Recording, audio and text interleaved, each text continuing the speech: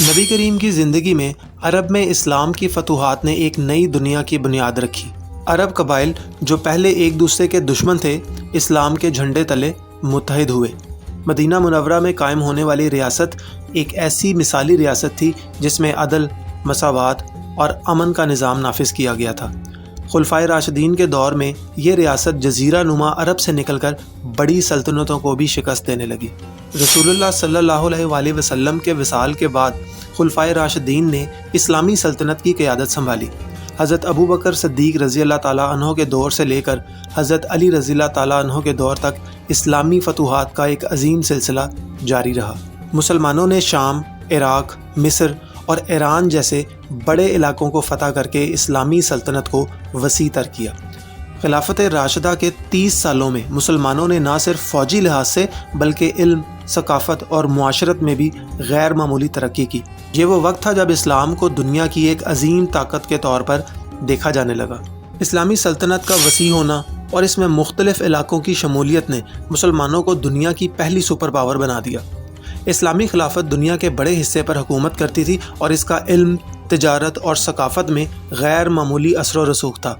یہ دور مسلمانوں کے لیے عروج کا دور تھا جس میں علم و حکمت کی ترقی اور انصاف کا بول بالا تھا۔ 30 سال بعد خلافت راشدہ کا دور اپنے اختتام کو پہنچا اور اسلامی خلافت بنو امیہ کے کنٹرول میں آ گئی۔ بنو امیہ نے اپنی خلافت کو مضبوط کیا اور ایک وسیع سلطنت قائم کی جو عرب سے نکل کر شمالی افریقہ اور یورپ کے کچھ حصوں تک پھیل گئی۔ تاہم بنو امیہ کی خلافت میں ایک بنیادی مسئلہ یہ تھا کہ یہ خلافت زیادہ تر عربوں کی حمایت پر مبنی تھی اور غیر عرب مسلمانوں کو کم اہمیت دی جاتی تھی۔ یہ اختلافات بعد میں بغاوتوں کا سبب بنے اور اسلامی خلافت کی وحدت کو نقصان پہنچا۔ اسلامی خلافت کی تاریخ میں بنو امیہ کو ایک خاص مقام حاصل ہے۔ بنو امیہ کے زوال کے بعد عباسیوں نے خلافت کا کنٹرول سنبھال لیا۔ عباسی خاندان جو کہ رسول صلی اللہ علیہ وآلہ وسلم کے چچا حضرت عباس رضی اللہ تعالیٰ کی اولاد میں سے تھے، انہوں نے اموی خلافت کے خلاف بغاوت کی اور اسے کامیابی سے شکست دی۔ عباسی خلافت کا قیام 750 عیسوی میں ہوا اور انہوں نے خلافت کے دارالحکومت کو دمشق سے بغداد منتقل کر دیا۔ عباسی خلافت نے بنو امیہ کے برخلاف ایک جامع اور مساوات پر مبنی حکمرانی کا نظام قائم کرنے کی کوشش کی۔ عباسی دور میں غیر عرب مسلمانوں کو بھی مساوی حقوق ملنے لگے اور اسلامی معاشرت میں ایک نئی ہم آہنگی پیدا ہوئی۔ عباسی خلیفہ نے نہ صرف عربوں بلکہ ایرانیوں، ترکوں اور دیگر اقوام کو بھی حکومت میں شامل کیا۔ یہی وجہ ہے کہ عباسی دور کو اسلامی تاریخ میں اتحاد اور علمی ترقی کے حوالے سے ایک سنہری دور کے طور پر یاد کیا جاتا ہے۔ عباسی خلافت کے قیام کے بعد بغداد کو دارالحکومت بنایا گیا اور یہ شہر علم و دانش، ثقافت اور تجارت کا مرکز بن گیا۔ بغداد میں اسلامی سنہری دور کا آغاز ہوا جس میں علمی، فکری اور فنی سرگرمیاں اپنے عروج پر پہنچ گئی۔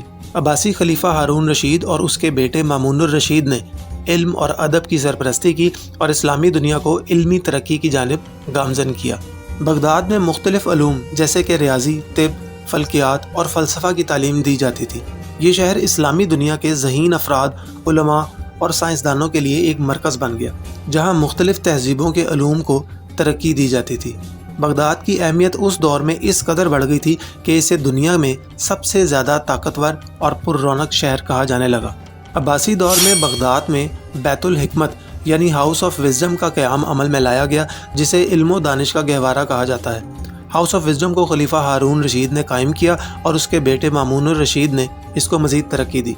یہ لائبریری اور علمی ادارہ دنیا بھر سے علمی کتب جمع کرنے اور ان کا عربی ترجمہ جمع کرنے کا مرکز بن چکا تھا۔ یہاں یونانی، فارسی، سنسکرت اور دیگر زبانوں کے علمی خزانے عربی میں منتقل کیے گئے۔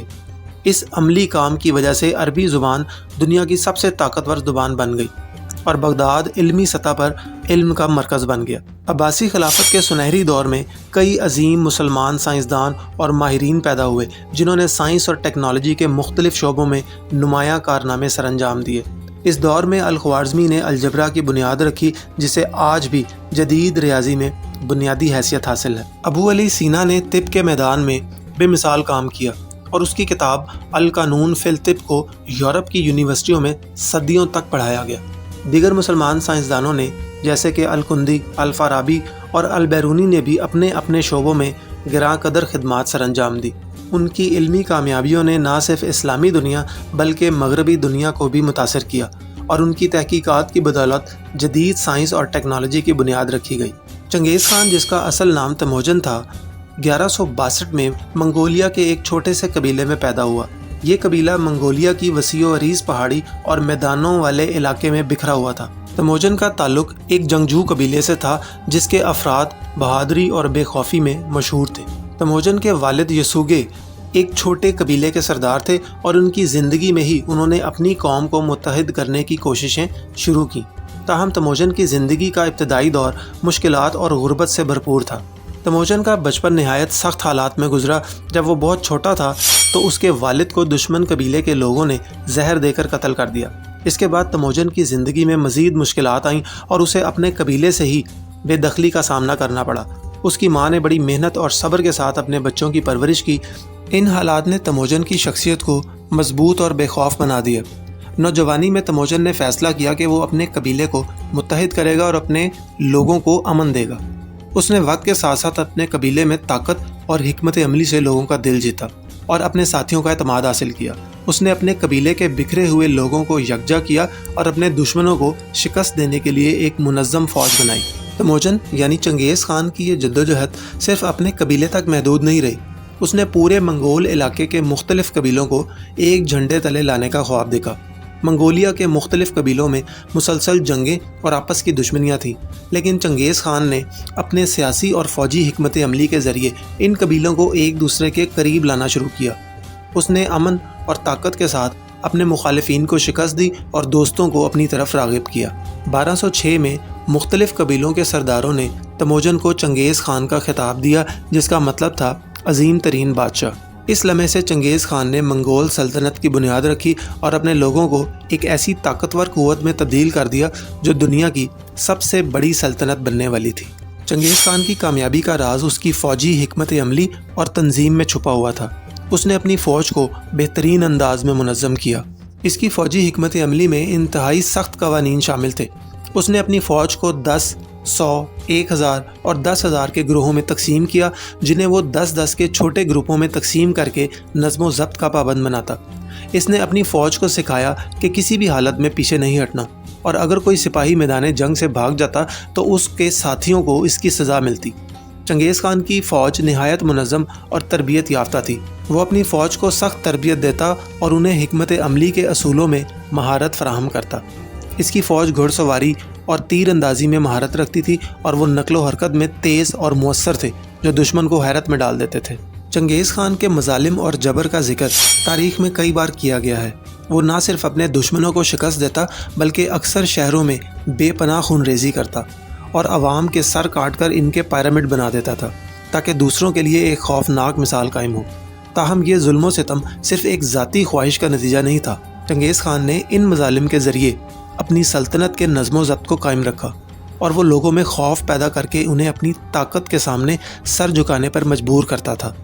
اس کا مقصد صرف فتوحات حاصل کرنا نہیں تھا بلکہ اپنے دشمنوں کو عبرت کا نشان بنا دیا کرتا تھا تاکہ اس کی سلطنت میں بغاوت نہ ہو۔ چنگیز خان کی قیادت میں منگول سلطنت نے بہت تیزی سے وسعت اختیار کی۔ اس نے شمالی چین، وسطی ایشیا اور ایران تک اپنی فتوحات کا سلسلہ جاری رکھا۔ اس نے خوارزم کی سلطنت پر حملہ کیا اور وہاں بھی بے پناہ خون ریزی کی۔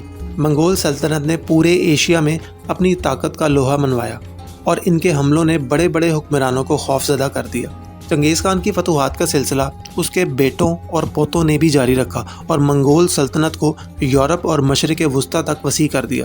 منگولوں کے حملے ایک بڑے طوفان کی طرح تھے جو جس بھی علاقے سے گزرتے وہاں کے لوگوں کو تباہ و برباد کر کے رکھ دیتے۔ چنگیز خان کی جنگی مہارت نے منگول سلطنت کو بہت وسعت دی، لیکن وہ صرف جنگ کے ذریعے ہی فتوحات حاصل نہیں کرنا چاہتا تھا۔ اپنی ابتدائی فتوحات کے بعد چنگیز خان نے محسوس کیا کہ خوارزم، جو کہ ایک بڑی مسلمان سلطنت تھی، اس کے تجارتی مقاصد کے لیے اہمیت رکھتی ہے۔ خوارزم اس وقت ایک بڑی تجارتی سلطنت تھی جس کے ایران، وسط ایشیا اور مشرق وسطیٰ سے مضبوط تجارتی تعلقات تھے۔ چنگیز خان نے خوارزم کی سلطنت سے تعلقات کو بہتر بنانے اور پرامن تجارتی معاہدے کرنے کی کوششیں شروع کیں۔ اس نے خوارزم شاہ کے دربار میں تحائف اور قیمتی سامان بھیجا اور اپنی طرف سے امن کی پیشکش کی۔ یہ چنگیز خان کی ایک منفرد کوشش تھی کیونکہ وہ عام طور پر علاقوں کو زبردستی فتح کرنے پر یقین رکھتا تھا، لیکن اس بار اس نے خوارزم کو دوستانہ تعلقات کی پیشکش کی جس کا مقصد جنگ کے بجائے تجارت کو فروغ دینا تھا۔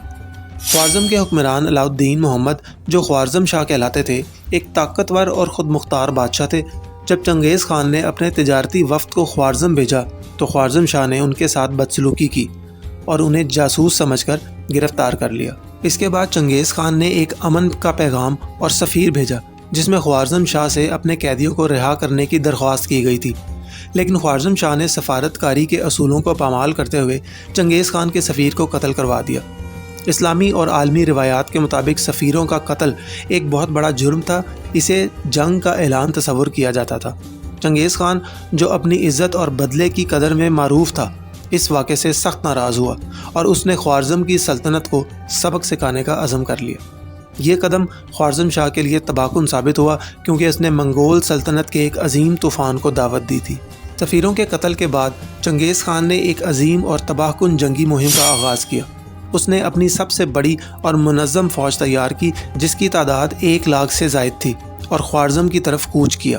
چنگیز خان نے ایک کے بعد ایک شہر کو فتح کرنا شروع کیا اور بے انتہا خون ریزی کی۔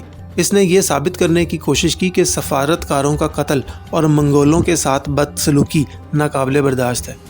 خوارزم کے کئی بڑے شہر جیسے بخارا، سمرقند اور دیگر آبادیاں منگول فوج کے ہاتھوں تباہ ہو گئیں اور ان شہروں میں ہزاروں مسلمانوں کو قتل کیا گیا، گھروں کو جلایا گیا اور لوگوں کے سر کاٹ کر ان کے ڈھیر بنائے گئے تاکہ خوف کی فضا قائم کی جا سکے۔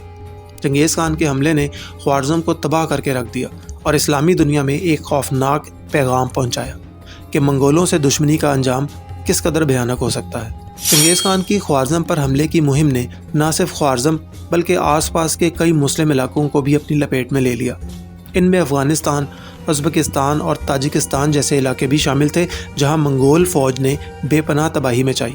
ان علاقوں کی کل آبادی تقریباً 20 لاکھ کے قریب تھی، لیکن چنگیز خان کے حملے کے بعد ان میں سے صرف چند لاکھ لوگ ہی زندہ بچ پائے۔ چنگیز خان کے ظلم و ستم نے ان علاقوں کی تاریخ کو ہمیشہ کے لیے بدل دیا۔ وہ لوگ جو ان علاقوں میں امن و سکون سے زندگی گزار رہے تھے، منگول فوج کی تباہی کی بدولت بے گھر اور یتیم ہو گئے۔ یہ قتل عام تاریخ کے سب سے بڑے قتل عام میں سے ایک تھا اور اس نے منگولوں کو ایک ایسی طاقت اور خطرناک قوم کے طور پر مشہور کر دیا جس سے مقابلہ کرنا ہر کسی کے بس کی بات نہیں تھی۔ چنگیز خان کی خوارزم پر فتح اور مسلمانوں پر شدید حملوں کے بعد منگول سلطنت نے تقریباً 100 سال تک اسلامی دنیا پر خوفناک حملے جاری رکھے۔ اس عرصے کے دوران منگول فوج نے کئی اسلامی علاقوں پر حملے کیے اور تباہی مچائی۔ مسلمانوں کو کئی سالوں تک ان حملوں کے اثرات سے نجات نہ مل سکی اور یہ دور اسلامی تاریخ میں ایک بڑی آزمائش کے طور پر دیکھا جاتا ہے۔ چنگیز خان کی وفات کے بعد بھی منگول سلطنت نے اپنی توسیع اور فتوحات کا سلسلہ جاری رکھا۔ چنگیز خان کے پوتے ہلاکو خان نے اپنے دادا کی سلطنت کو مزید وسعت دینے اور اسے مضبوط کرنے کی مہم شروع کی۔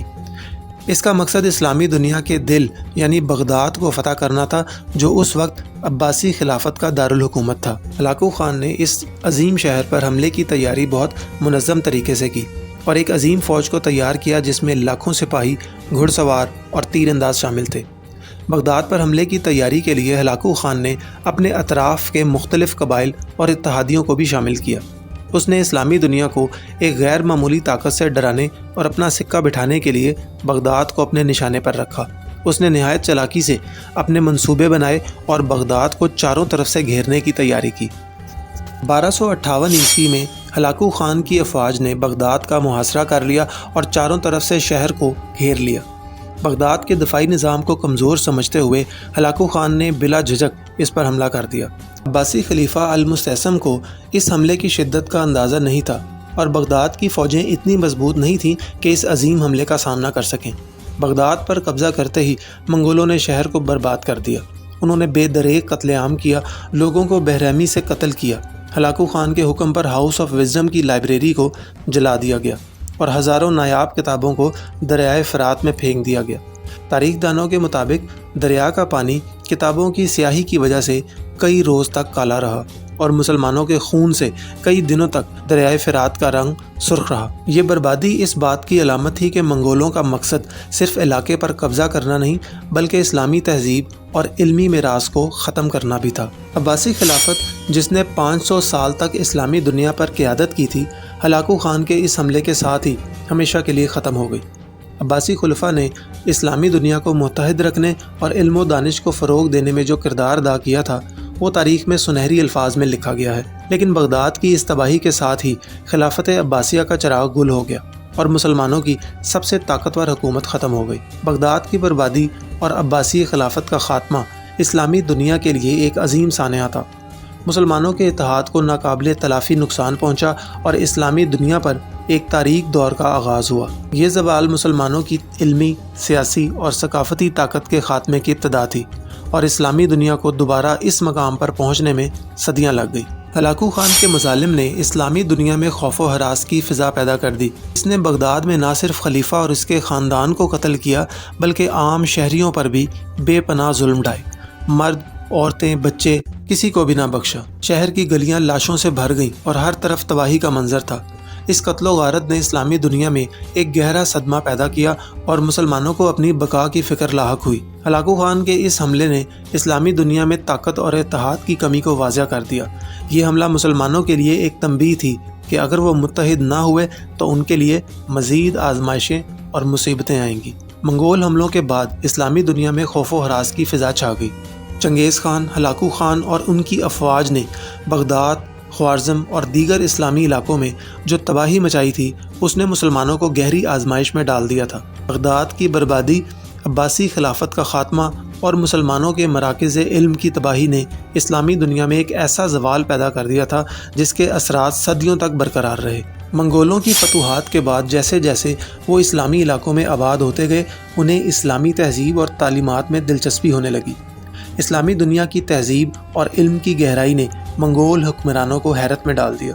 منگول جو پہلے صرف جنگ و جدل اور تباہی میں یقین رکھتے تھے، اسلامی تعلیمات کے اثر میں آ کر معاشرتی اصولوں، اخلاقی قدروں اور امن کے پیغام سے متاثر ہونے لگے۔ اسلامی علماء، صوفیہ کرام اور مفکرین نے منگول حکمرانوں اور عوام پر گہرا اثر چھوڑا۔ صوفیہ کے امن و محبت کے پیغامات اور اسلامی عدل و انصاف کے نظام نے منگولوں کو اپنی طرف مائل کر دیا۔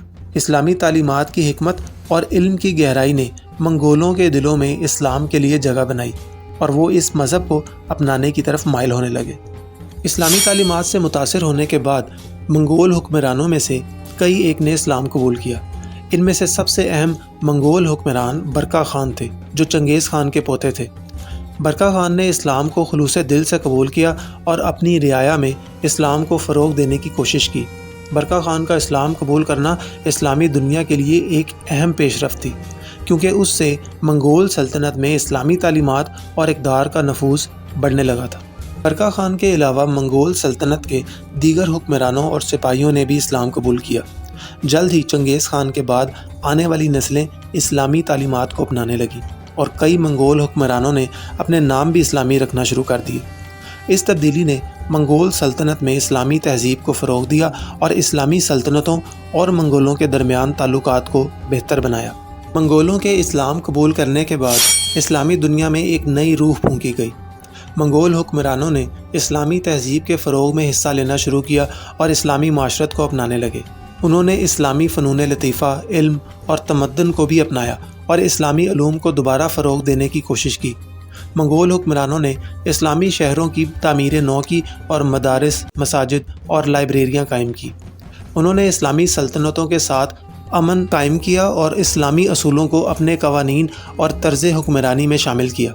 اس تبدیلی نے نہ صرف منگول سلطنت کو مضبوط کیا بلکہ اسلامی دنیا کو بھی ایک نئی طاقت اور ایک نئی شناخت بخشی۔ اب منگول جو کبھی اسلامی دنیا کے دشمن تھے، اسلامی تہذیب کے محافظ بن گئے اور انہوں نے اسلامی تمدن میں اپنا کردار ادا کیا۔ منگولوں کے اسلام قبول کرنے کے بعد چنگیز خان کی نسل سے کئی حکمران اسلامی دنیا میں اہم عہدوں پر فائز ہوئے۔ ہندوستان میں مغل سلطنت اسی سلسلے کی ایک بڑی مثال ہے۔ مغل بادشاہ بابر جو چنگیز خان کی نسل سے تھے، انہوں نے ہندوستان میں ایک مضبوط اسلامی سلطنت قائم کی۔ مغل سلطنت نے برصغیر میں اسلامی فنون، ثقافت اور علم کو فروغ دیا اور اسے ایک عظیم اسلامی ریاست میں تبدیل کر دیا۔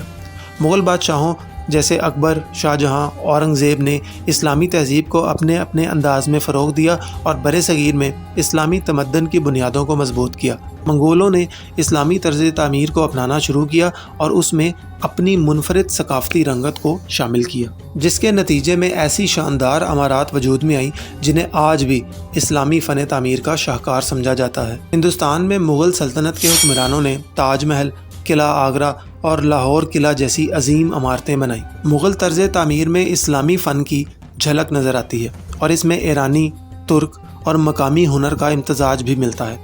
اسلامی دنیا میں منگولوں کے اس طرز تعمیر کو بے حد سراہا گیا اور اس نے اسلامی فنون میں ایک نیا انداز پیدا کیا۔ سبسکرائب